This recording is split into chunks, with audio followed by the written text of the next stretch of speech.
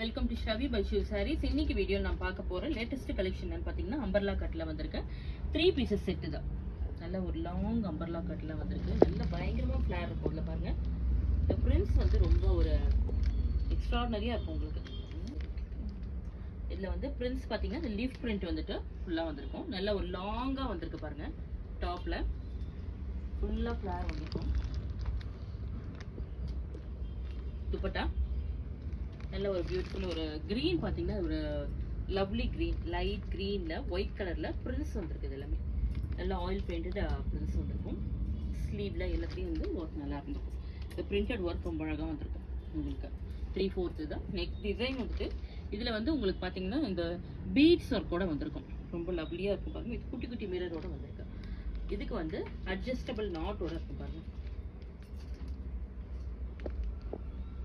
இந்த மாதிரி வந்து ஒரு அட்ஜஸ்டபிள் நாட் இருக்கும்.